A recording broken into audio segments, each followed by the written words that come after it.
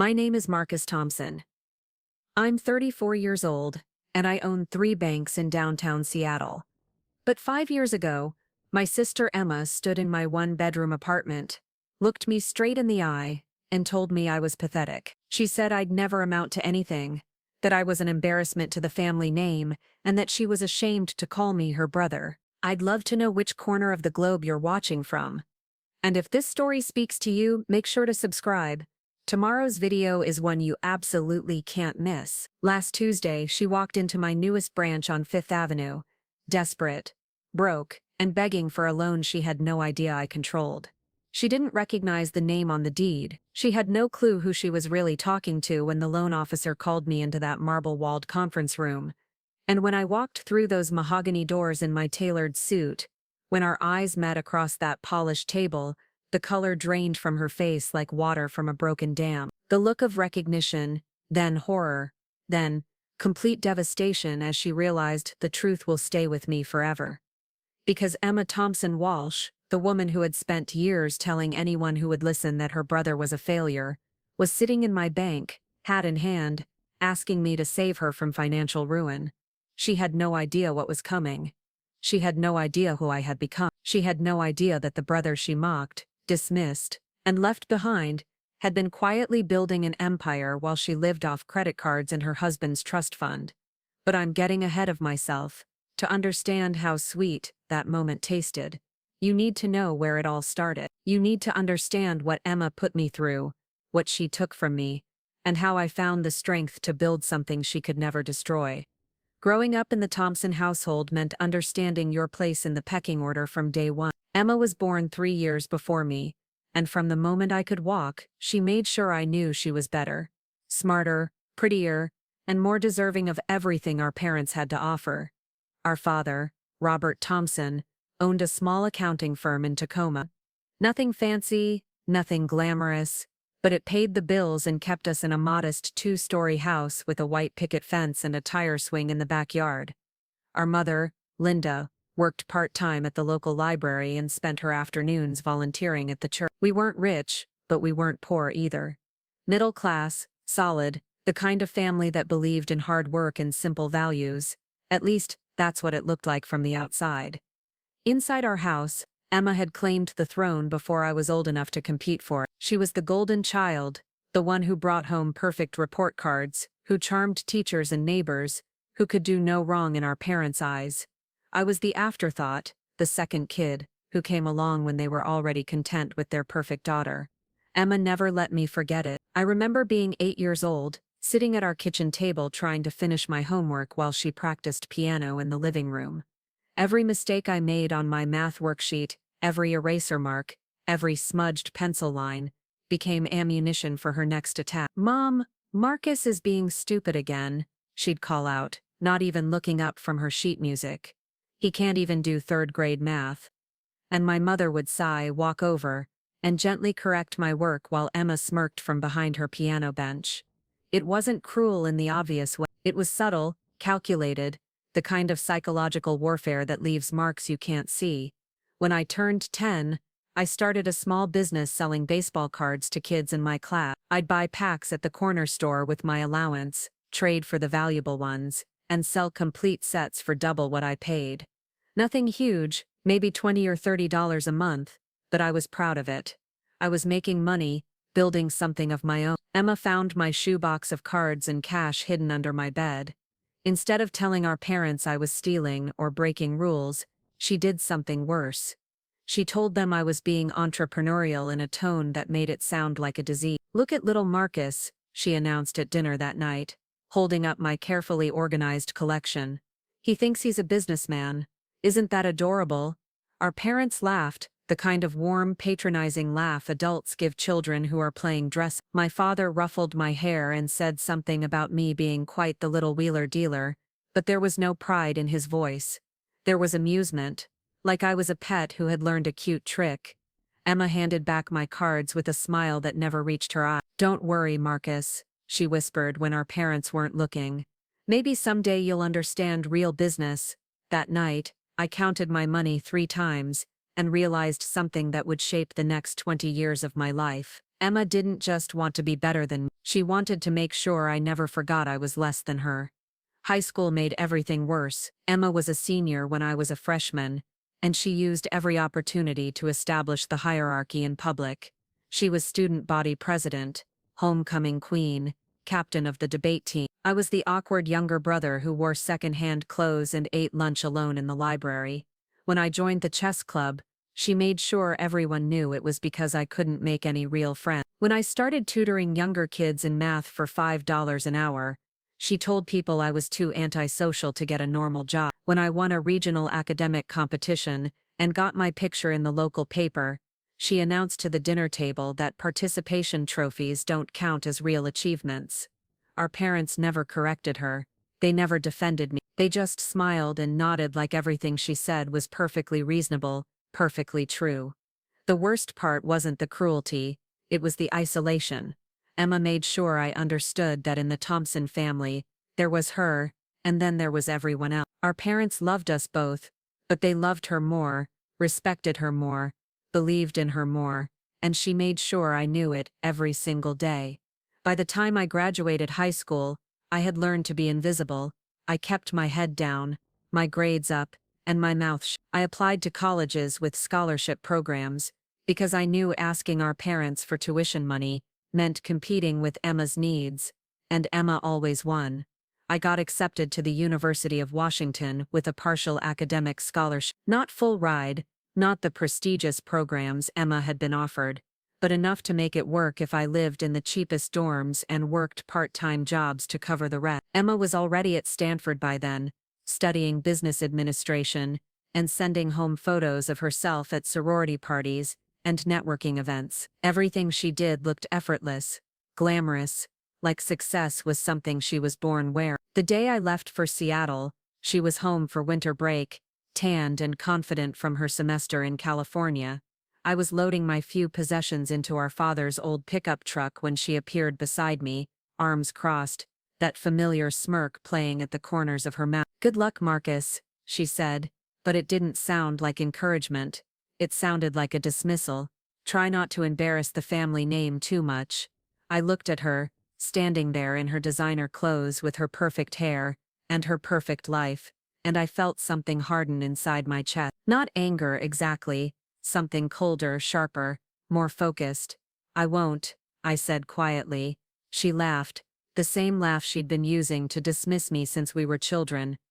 "Just remember, when you inevitably drop out and come crawling back home, I'll be too busy with real success to clean up your mess." That was the last thing Emma said to me before I left for college. Not goodbye, not good luck, not I love you. Just a reminder that in her eyes I was destined to fail. She had no idea she had just given me the motivation to prove her wrong.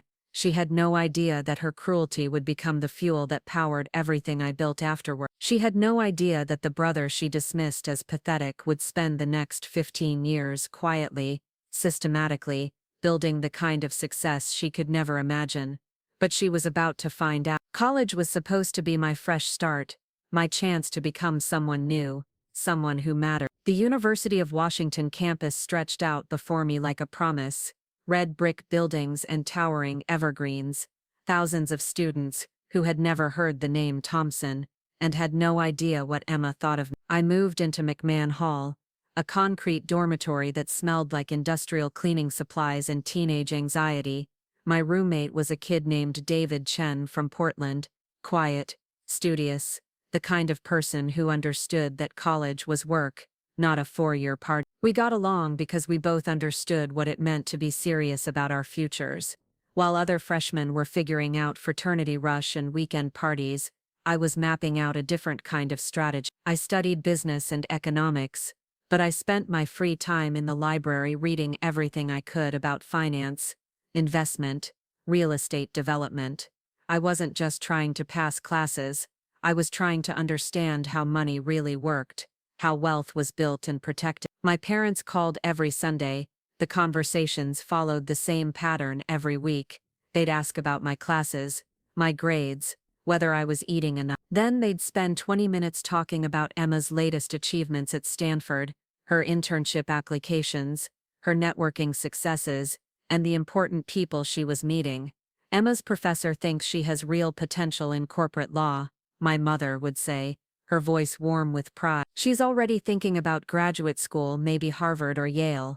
That's great, I'd respond, and mean it. I wanted Emma to succeed. I just wished my parents sounded half as excited when I told them I'd earned the highest score in my macroeconomics class, or landed a work-study position in the university's investment office. The investment office job changed everything. I started as a filing clerk, organizing paperwork for the university's endowment managers, but I paid attention to everything. I listened to phone calls, read reports, and asked questions when the senior analysts had time to answer them. Patricia Williams ran the office, a sharp, no-nonsense woman in her 50s, who had managed institutional money for 30 years. She noticed that I stayed up late, that I read financial journals instead of playing video games, that I asked intelligent questions about portfolio allocation and risk management. "You're different from most work-study students," she told me one evening as we locked up the office. "Most of them just want a paycheck. You actually want to learn." A lot of love and effort went into bringing this story to life. If you're enjoying it, we'd be so grateful if you'd subscribe to our channel. Now back to where we left off. "I want to understand how it all works," I said. "Not just the theory from textbooks, but how real money moves in the real world." She studied me for a moment, then made a decision that would change my life. "Would you be interested in helping with some actual research? Paid position, flexible hours, but you'd be working with real data on real investments." I said yes before she finished the question. For the next 3 years, I worked 20 hours a week, analyzing investment opportunities for the university's endowment. I learned how to read financial statements, how to evaluate market trends, and how to spot undervalued assets. More importantly, I learned how to think like an investor, how to see opportunity where others saw risk. Dr. Williams became my mentor, the first adult who treated my questions with respect instead of amusement. She taught me that wealth wasn't about luck or connections, or being born into the right family. It was about information, analysis, and having the courage to act when others hesitated. "Intelligence isn't enough, Marcus," she told me during one of our late-night strategy sessions. "Plenty of smart people stay poor their entire lives. The difference is execution. The willingness to take calculated risks when you've done the homework." I was doing the homework. Every night, every weekend, every spare moment I could find. While other students were socializing or sleeping, I was building a foundation that would support everything I planned to construct later.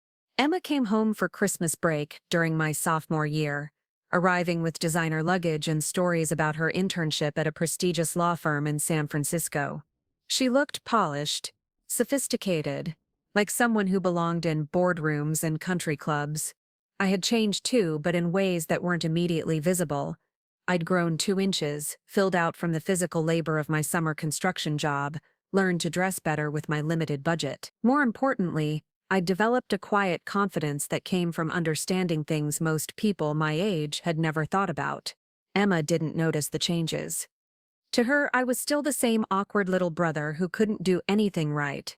"So, Marcus," she said over Christmas dinner, cutting her prime rib with surgical precision, "are you still playing with those spreadsheets in the investment office?" The way she said playing made it clear what she thought of my work. Our parents looked up expectantly, waiting for me to explain myself. "I'm researching investment strategies for the university's endowment," I said carefully. "We manage about 400 million in assets." Emma laughed, the same dismissive sound she'd been making since we were children. 400 million that isn't yours, Marcus. You're basically a very expensive filing clerk." "Emma," our mother said gently, but there was no real reproach in her voice. "I'm just being realistic," Emma continued, warming to her theme. "Marcus thinks moving other people's money around makes him some kind of financial genius, but he's never actually built anything himself.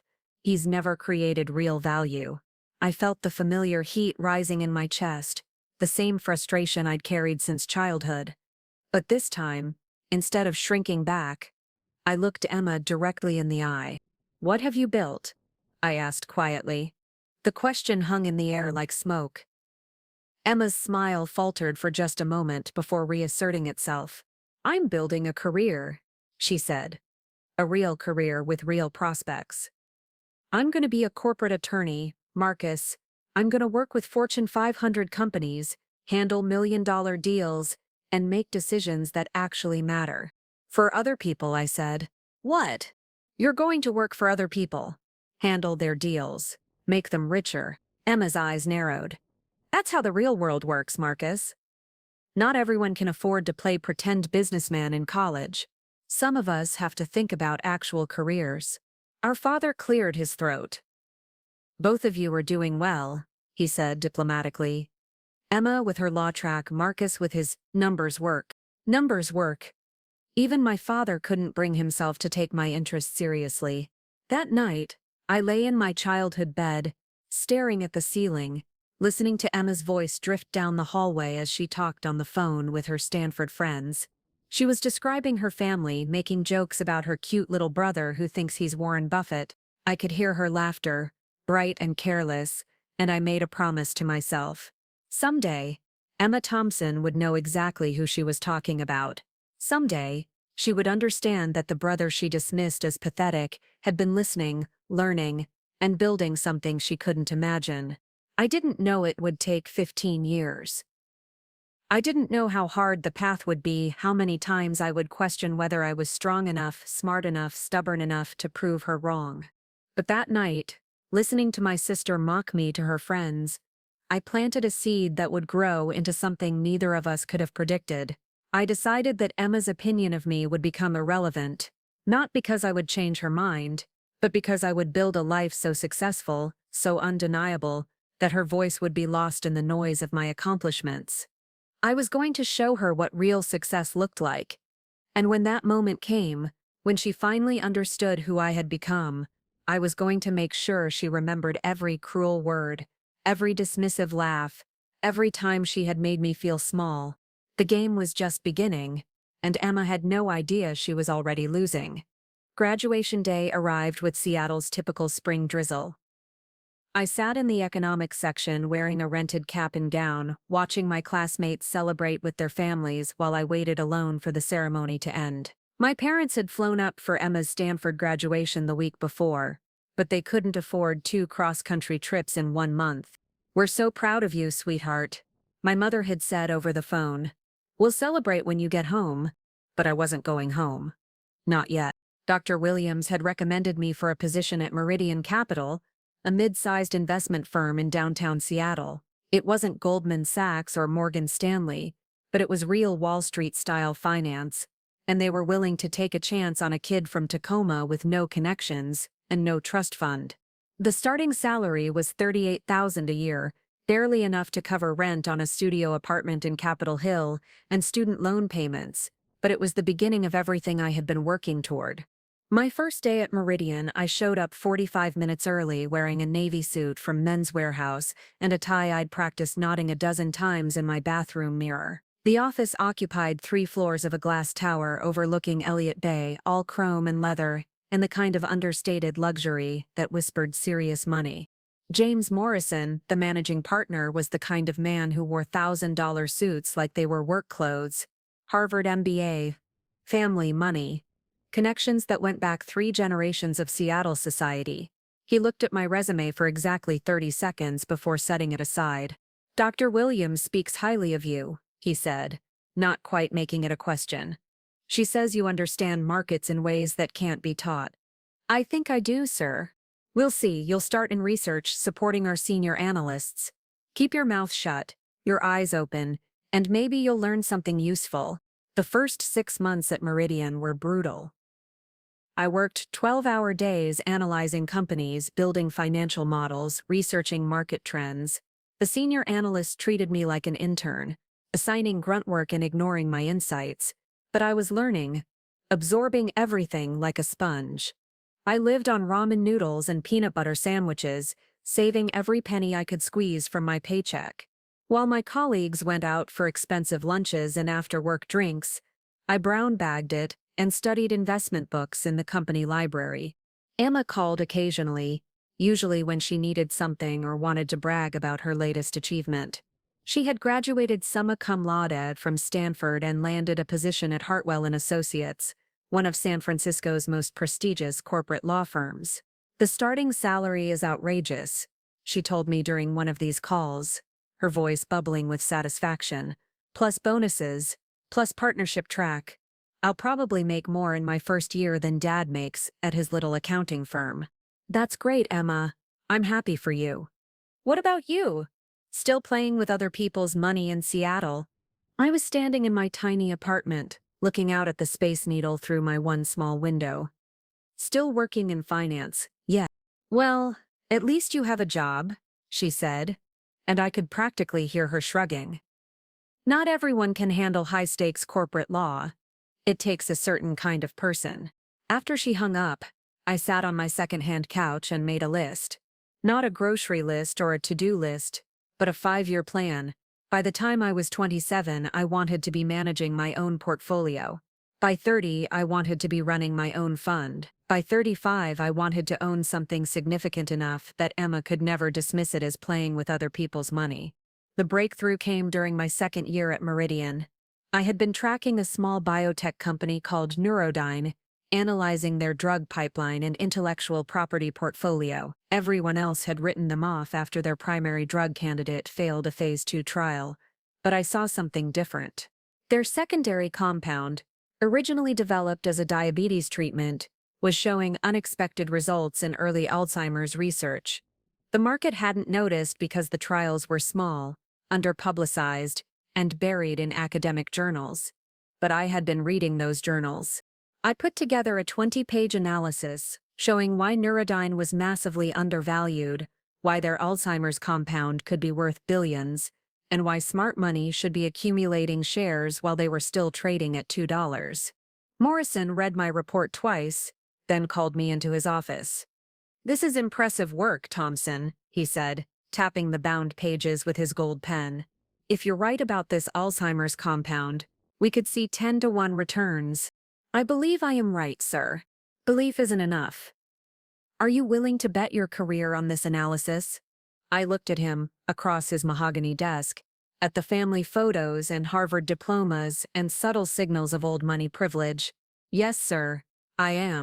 Meridian invested $2 million in Neurodyne, based on my recommendation. For 6 months, nothing happened. The stock drifted sideways while I second-guessed every assumption in my analysis. Then the FDA fast-tracked their Alzheimer's drug for phase 3 trials. The stock jumped from $2 to $12 in a single day. Meridian's $2 million became $12 million overnight. Morrison called me into his office the morning after the announcement. This time he was smiling. "Congratulations, Thompson. You just made this firm $10 million profit." "Thank you, sir. I'm promoting you to senior analyst, 65,000 base salary, plus performance bonuses. And I want you to start managing your own small portfolio." It was the validation I had been working toward for 3 years. But more importantly, it was the first real money I had ever controlled.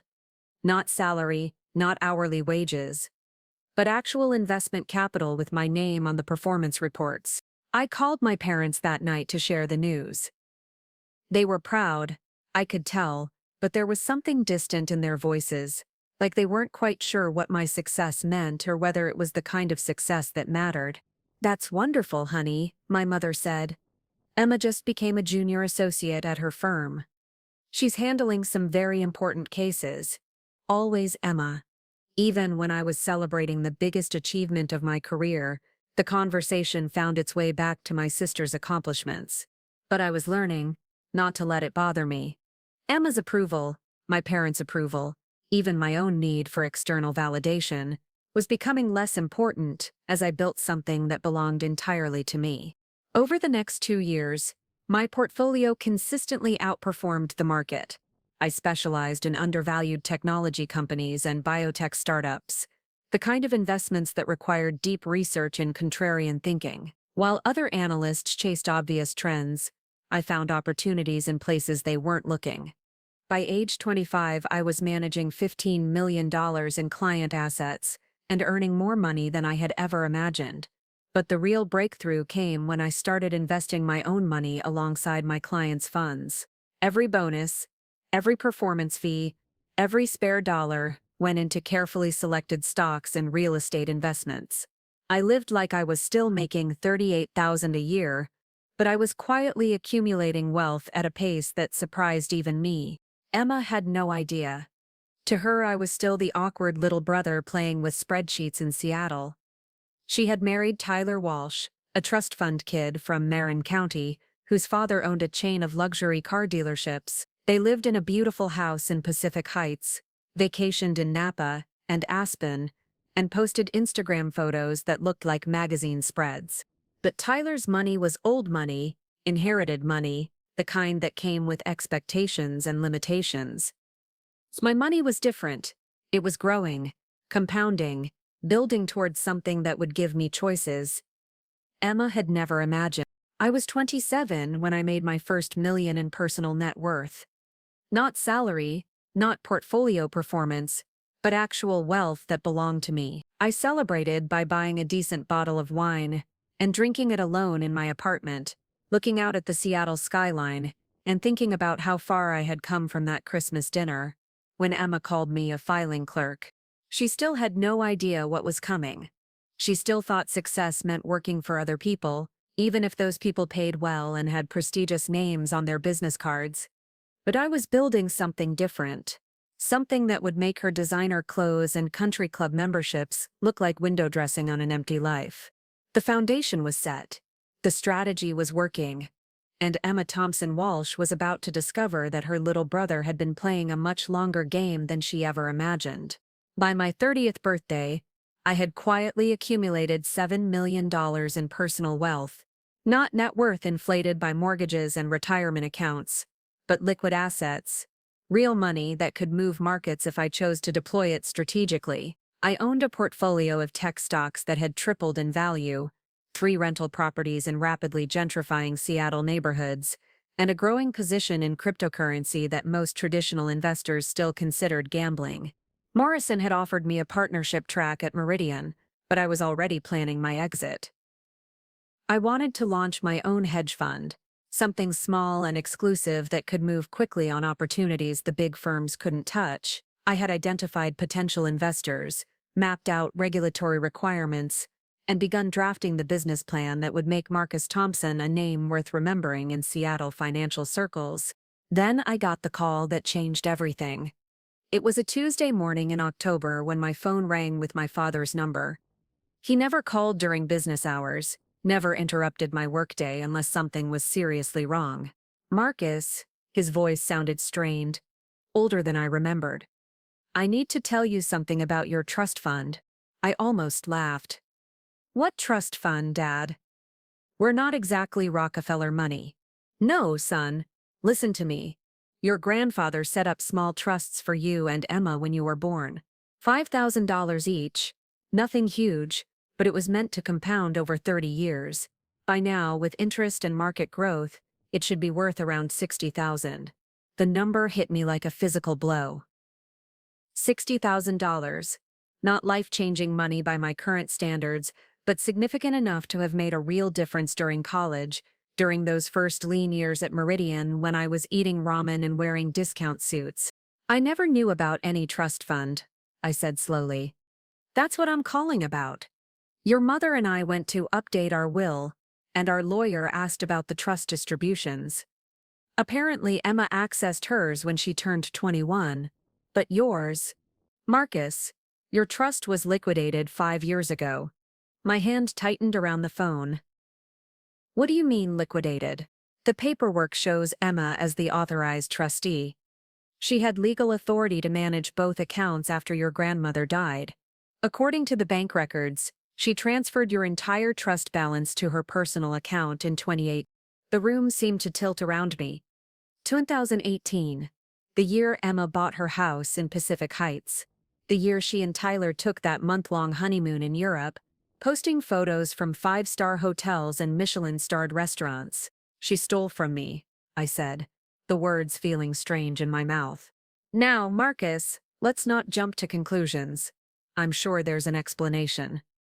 Maybe she was consolidating the accounts for better management, or perhaps there were tax implications we don't understand. But I was already running calculations in my head. $60,000 invested conservatively over 5 years would be worth at least $80,000 now. Invested aggressively the way I would have managed it, probably closer to $120,000. More than the money, though, was the betrayal itself. Emma had legal access to something that belonged to me, and she had simply taken it without a word, without permission, without even telling me it existed.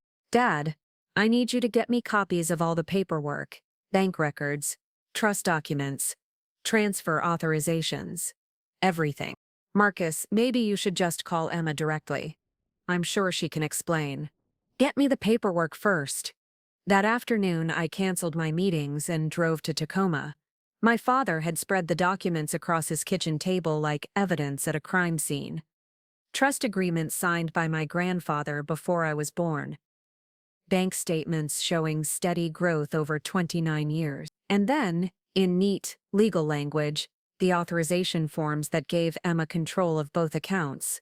The transfer was dated March 15, 2018. $63,412 moved from the Thompson Family Trust to Emma Walsh, personal checking. No explanation, no notification, no acknowledgement that the money had ever belonged to anyone else.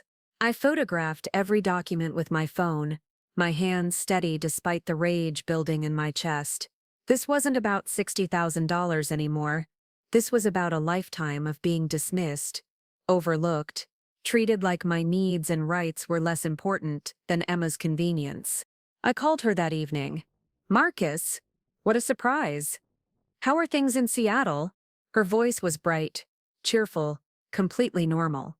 Like she was talking to a brother she actually cared about. I need to ask you about Grandpa's trust fund. The pause was barely perceptible. But I caught it. Trust fund? I'm not sure what you mean. The family trust, Emma. The one Grandpa set up for both of us. The one you liquidated 5 years ago. Another pause. Longer this time. When she spoke again, her voice had changed, becoming cooler, more calculated. Oh, that. Marcus, that was such a small amount, and there were administrative fees eating into it every year. I moved the money to a better investment vehicle. Without telling me, you were so busy with your little job, I didn't want to bother you with financial details. Besides, it's family money. We're family. The same words she'd used to justify everything since we were children. We're family. As if that explained away theft, as if blood relation gave her permission to take whatever she wanted. Where's my share, Emma? Your share of what? Marcus, you don't understand how these things work. The trust was structured as a family asset. I've been managing it responsibly. Managing it? Emma, the money is gone. You spent it. I invested it in our house. Real estate is always a smart investment. When Tyler and I sell, you'll get your portion back. I closed my eyes, counted to 5, and tried to keep my voice level. That's not how it works. You can't just decide to invest someone else's money in your house. Someone else's money? Her voice rose, taking on the sharp edge. I remembered from childhood. Marcus, grow up. It was $60,000, not $60 million. You act like I stole your inheritance. You did steal my inheritance. Don't be dramatic. Family money stays in the family. If you really needed it, you could have asked. I couldn't ask for money. I didn't know existed. Well, maybe if you stayed in better touch, if you cared more about family relationships instead of just hiding away in Seattle playing with your little investments, you would have known. There it was. The attack. The deflection. The way she always turned every confrontation back on me. I was the problem. I was the one who didn't understand. I was the one who needed to grow up. Emma, I want my money back. I told you it's invested in real estate. You can't just liquidate a house, Marcus. These things take time. How much time? I don't know. Tyler and I aren't planning to sell anytime soon. We love this house. Maybe in a few years when the market improves. I sat in my car outside my parents' house, phone pressed to my ear, watching the neighborhood where we grew up. The same streets, the same trees, the same quiet suburban life that had seemed so small when I left for college. Emma, I'm going to need documentation of this investment. If you really used my trust money to buy your house, then I need to be listed as a partial owner. That's not how it works, Marcus. You don't understand real estate law.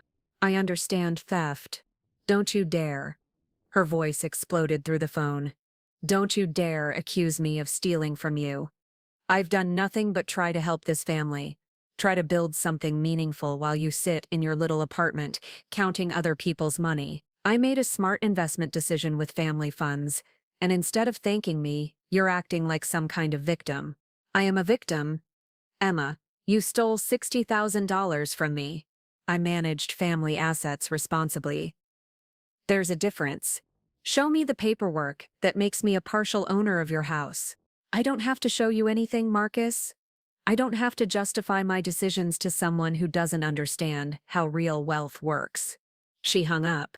I sat in the dark for an hour, engine running, heat blasting against the October cold. $60,000. Not enough to break me, not anymore, but enough to prove what I had always suspected. To Emma, I wasn't a brother, I was a resource to be managed, an asset to be deployed, a person whose needs would always be secondary to her convenience. That night, I called my lawyer.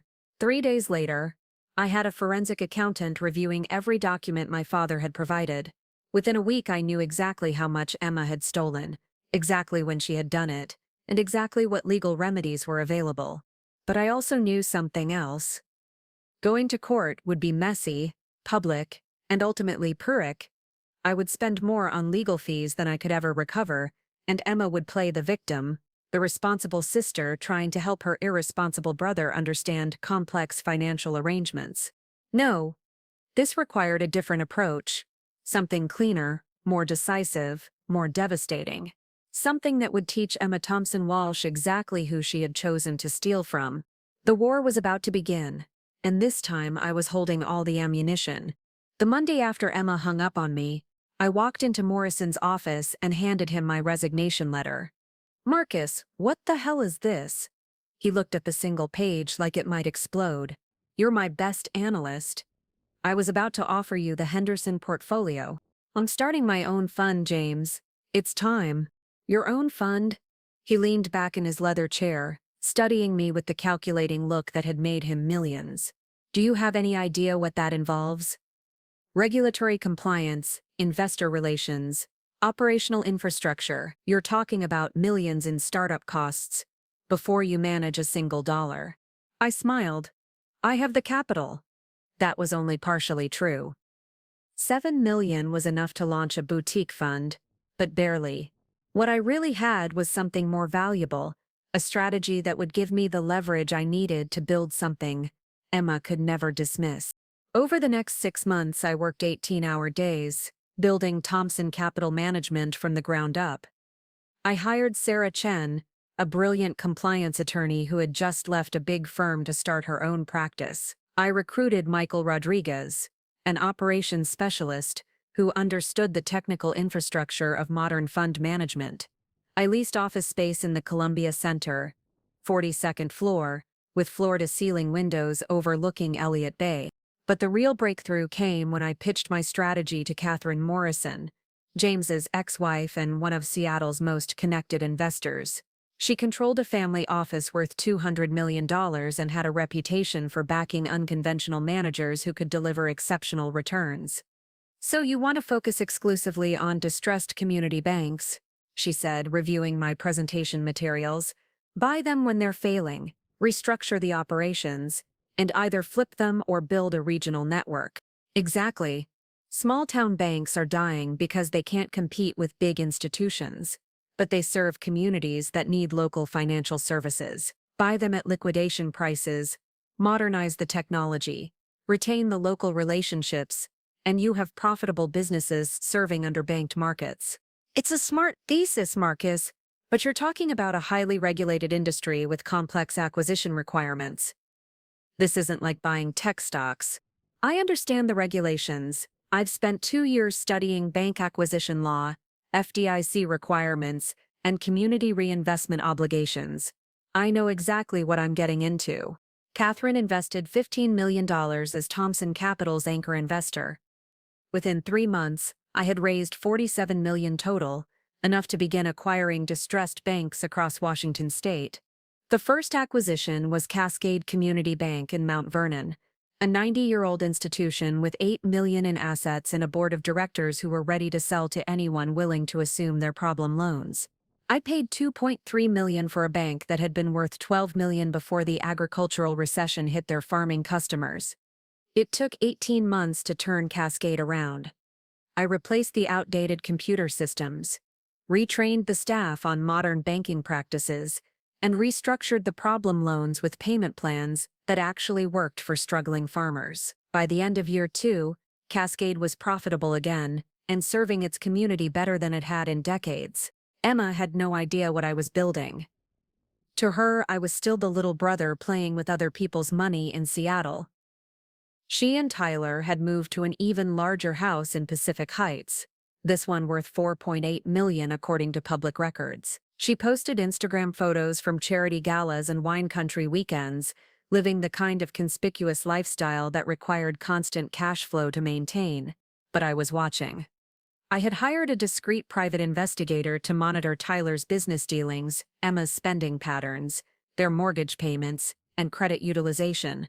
Not for revenge, not yet, but for information. Sun Tzu said the supreme excellence consists of breaking the enemy's resistance without fighting.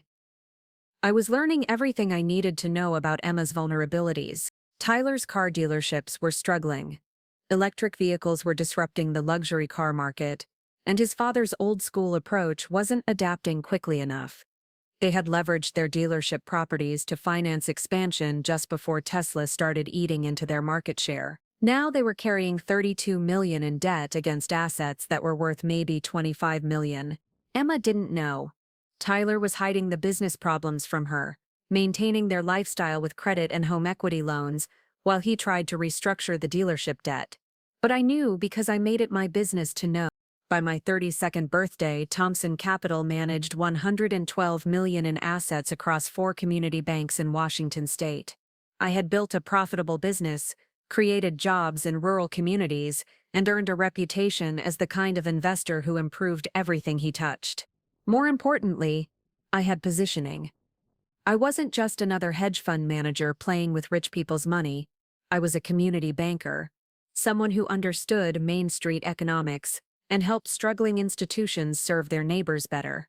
The phone call came on a rainy Thursday in November. Sarah Chen knocked on my office door, holding her cell phone with a strange expression. "Marcus, there's someone on the line asking about acquisition financing for a California bank. She says she's your sister." I stared at Sarah for a long moment, processing what she had just said. "Put her through." "Marcus?" Emma's voice sounded different, smaller somehow. "I hope you don't mind me calling you at work. What can I do for you, Emma?" "I need to ask you about something. Tyler's family business is having some challenges, and we've been looking at various financing options. Someone mentioned that you work in banking now, and I wondered if you might have any insights." The careful phrasing told me everything. She didn't know I owned banks. She thought I was still an employee somewhere, maybe a loan officer or branch manager she could charm into bending some rules. "What kind of challenges?" "Cash flow issues, mainly. The car business is cyclical, you know how it is. They need bridge financing while they restructure some debt." "How much bridge financing?" "Around $8 million, maybe 10, depending on the terms." I leaned back in my chair, looking out at Elliott Bay, at the ferries crossing between Seattle and the islands where wealthy people like Emma and Tyler owned vacation homes. They visited on weekends. "That's a substantial amount, Emma. What kind of collateral are we talking about?" "Real estate, primarily. The dealership properties, plus Tyler's father has some other commercial assets. It's all very solid, very conservative, and personal guarantees." "Well, yes. Tyler and I would probably need to personally guarantee the loan." "Perfect." She was walking into exactly the trap I would have designed if I had been trying to engineer this conversation. "Emma, let me do some research and get back to you." This isn't really my area of expertise, but I might be able to connect you with the right people. Oh, Marcus, that would be wonderful. I knew you'd help your family. Family, the word she had used to justify stealing my inheritance, now deployed to ask for my help, rescuing her from the consequences of her own poor judgment. After she hung up, I sat in my office for 20 minutes, watching the rain streak down the windows. Then I called my private investigator. David, I need you to accelerate the Walsh investigation. Full financial profile. Business assets. Personal liabilities. Everything. I need it within 48 hours. That's going to cost extra. Bill me whatever it takes. 2 days later, I had a complete picture of Emma and Tyler's financial situation. It was worse than I had imagined. Tyler's dealerships owed $34 million to a syndicate of California banks, with payments that were already 90 days past due. Emma and Tyler had personally guaranteed most of the business debt, putting their house and personal assets at risk. More interesting, Tyler's father had been quietly liquidating his other business interests, probably preparing to declare bankruptcy and leave Tyler holding the bag. The old man wasn't stupid. He had seen this coming and was protecting himself while his son scrambled to save a business that was already dead. Emma called me back on Friday. Marcus, have you had a chance to look into that financing situation? I have, Emma, and I think I might be able to help. Really? Oh, thank God. Tyler has been so stressed about this. There's a community bank in California that specializes in commercial real estate loans. They might be willing to work with you if the deal structure makes sense. That sounds perfect. What do we need to do? You'd need to come up to Seattle for a meeting. The bank president wants to review the proposal in person before making any commitments. Seattle? Why Seattle? It's a Washington-based bank with California operations. The decision makers are here. Well, if that's what it takes. When were you thinking? Next Tuesday, 2 o'clock. I can set up the meeting and introduce you to the right people. Marcus, I can't tell you how much this means to us. Family really does come first, doesn't it? Family comes first. She had no idea how true that was about to become. Tuesday arrived with the kind of crisp winter weather that makes Seattle look like a postcard. I wore my best charcoal suit, the one I'd had tailored on Savile Row during a business trip to London, Italian leather shoes, platinum cufflinks, the Swiss watch I'd bought myself when Thompson Capital hit $50 million in assets under management. I arrived at the office early, reviewing the files one more time. Emma and Tyler were scheduled to meet with the bank president at 2 o'clock. They had no idea the bank president was me. Sarah had helped me stage the meeting perfectly. Conference room A had been set up with leather chairs around a mahogany table, financial documents spread across the surface like props in a play. The walls displayed the framed awards Thompson Capital had received, photos of me with state legislators and community leaders, newspaper articles about my successful bank acquisitions. At 1:45, my assistant called to say the Walshes had arrived. I watched them through the conference room camera feeds. Emma looking nervous but trying to project confidence. Tyler checking his phone constantly like a man expecting bad news. Emma had dressed for the occasion. Designer dress. Probably Chanel, with matching accessories that cost more than most people's monthly rent. She looked polished, sophisticated, like someone who belonged in boardrooms and bank conference rooms. Tyler looked older than his 35 years, the stress of impending bankruptcy etched in the lines around his eyes. His suit was expensive but ill-fitting, like he had lost weight recently and hadn't had time for alterations. I waited until exactly 2 o'clock, then walked down the hallway toward the conference room. Through the glass walls, I could see Emma, arranging her purse, checking her makeup in a compact mirror. She was preparing to charm her way through another financial crisis, to use her smile and her family connections to solve problems that money and planning should have prevented. I opened the conference room door and stepped inside. Good afternoon. Thank you for coming all the way up from California. Emma looked up, and for a moment, her face showed no recognition. I had changed since she last saw me. 15 pounds of muscle from consistent gym sessions, better haircut, more expensive clothes. I looked like what I was, a successful executive, someone with real power and real money. Then her eyes focused, and I watched the recognition hit her like a physical blow. Marcus? Tyler looked between us, confused. Do you two know each other? Marcus is my brother, Emma said slowly, like she was trying to solve a puzzle. But I don't understand. I thought we were meeting with the bank president. I sat down at the head of the conference table, spreading my hands flat on the polished wood surface. You are meeting with the bank president. I'm Marcus Thompson, president and founder of Thompson Capital Management. We currently manage $112 million in assets across 4 community banks in Washington state. The silence stretched between us like a physical thing. Tyler's mouth opened slightly. Emma's face went completely white. I don't understand, she said finally. You called my office asking about acquisition financing for distressed commercial real estate loans. This is what I do, Emma.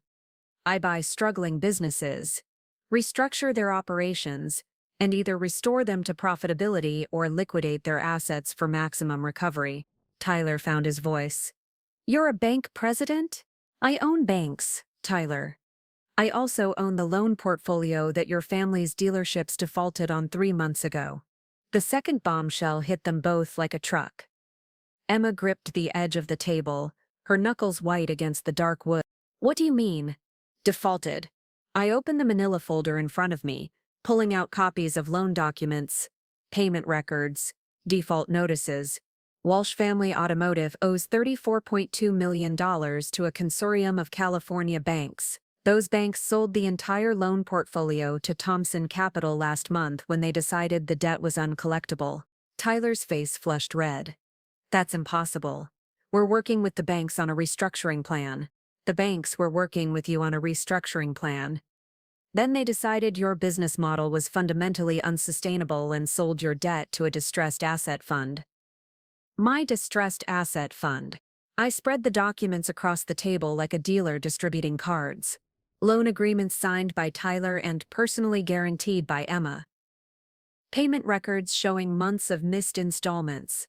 Asset valuations proving the dealerships were worth less than the outstanding debt. I now hold legal title to $34.2 million in Walsh family debt, secured by your business assets and personally guaranteed by both of you. Emma was staring at the documents like they might disappear if she looked hard enough. Marcus, I don't understand what's happening here. What's happening is very simple, Emma. You called me asking for help with a financial problem, not knowing that I already own the problem. You owe me $34 million. We owe the banks $34 million. Tyler corrected, his voice tight with barely controlled panic. You owed the banks. The banks sold your debt to me. You now owe me. I pulled out another set of documents, freshly printed that morning. These are acceleration notices. As the current holder of your defaulted loans, I'm exercising my right to demand immediate payment of the full outstanding balance. Tyler grabbed the papers, scanning them frantically. You can't do this. We have rights, we have agreements. You had agreements with the previous lenders.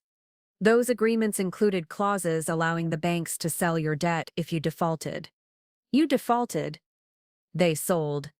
I bought it. Emma was looking at me like she had never seen me before. Marcus, we're family. You can't seriously be thinking about foreclosing on your family. There it was again. Family.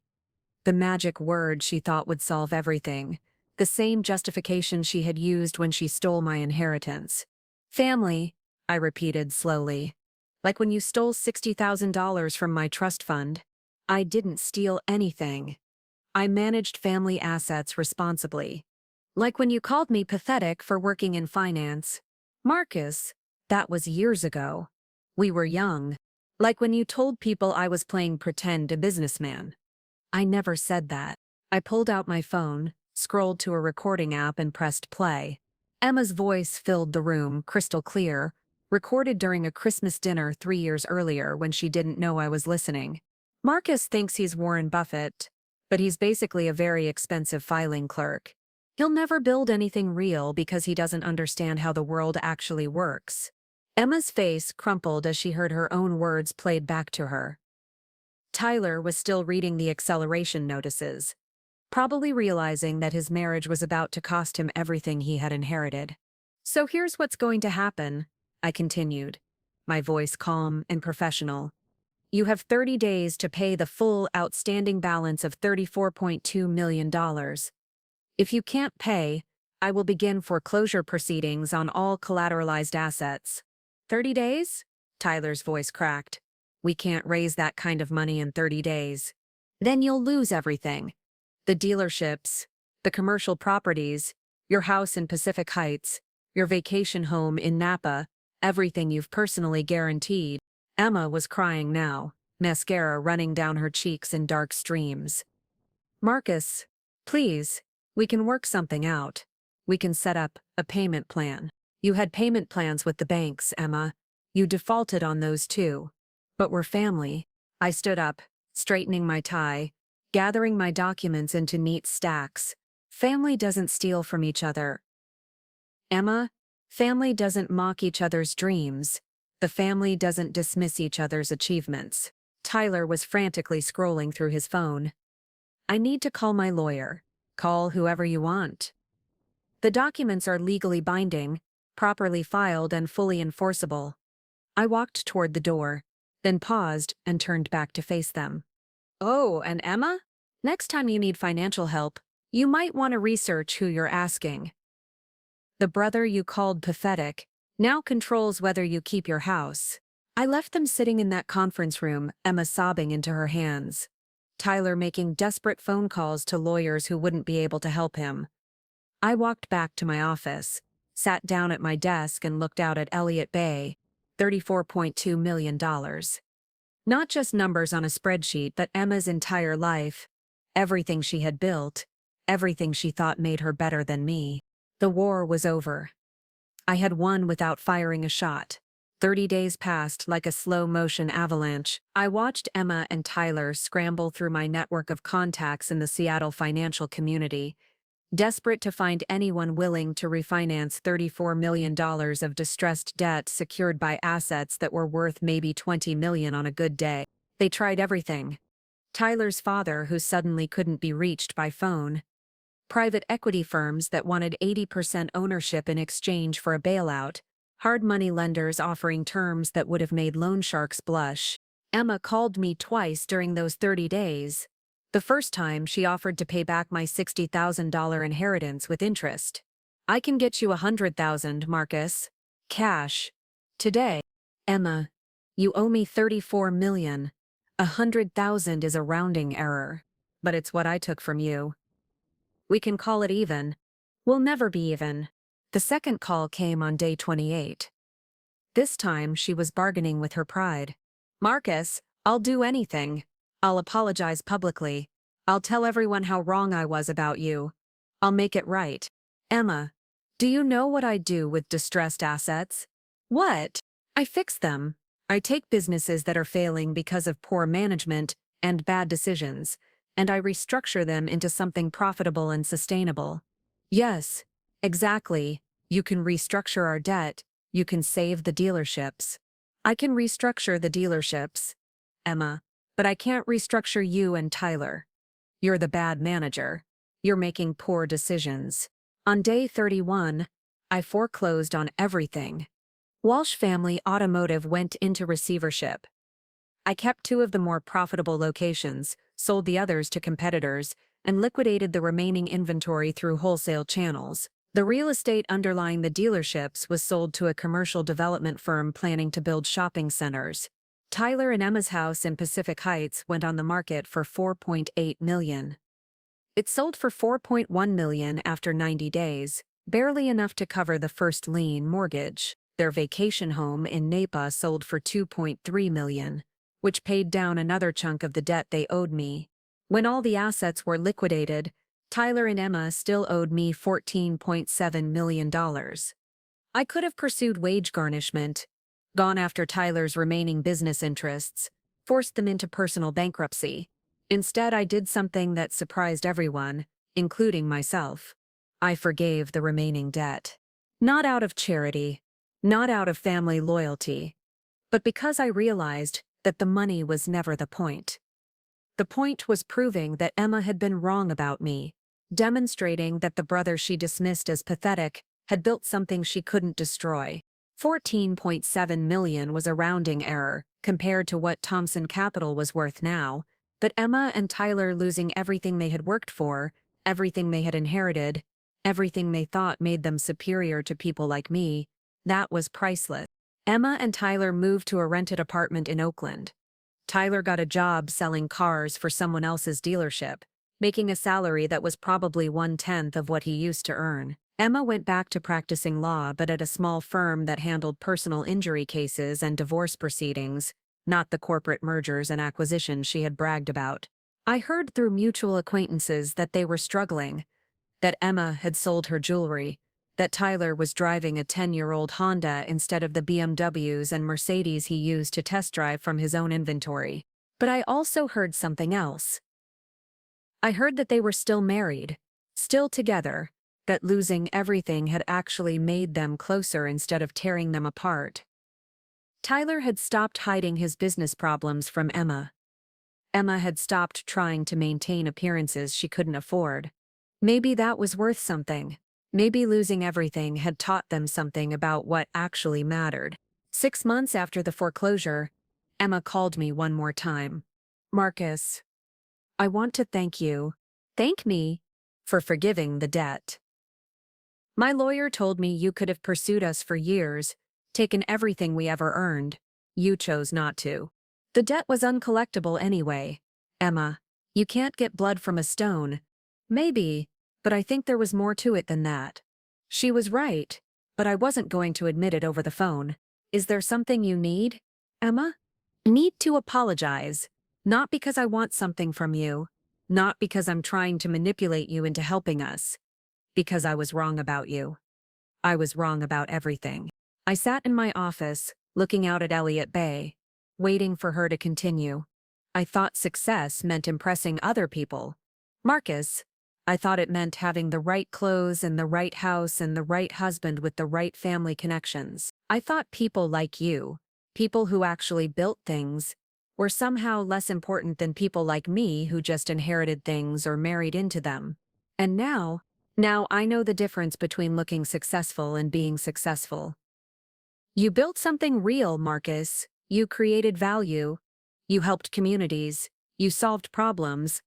All I ever did was spend money and judge people who were better than me.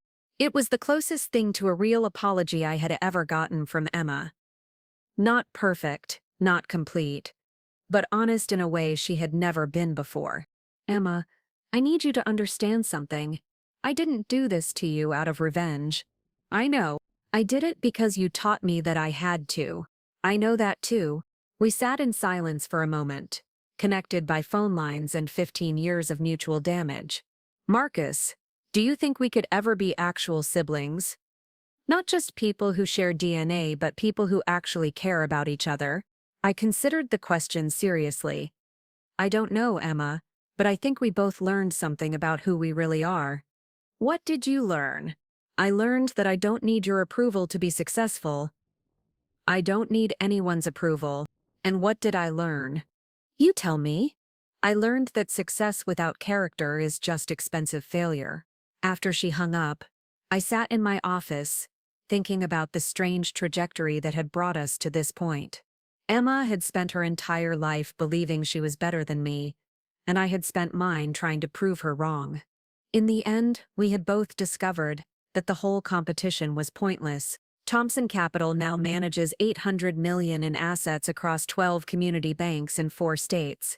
I employ over 200 people, most of them in small towns where good jobs are hard to find. I've helped save businesses, preserve communities, and create opportunities for families who might otherwise have been left behind by economic changes.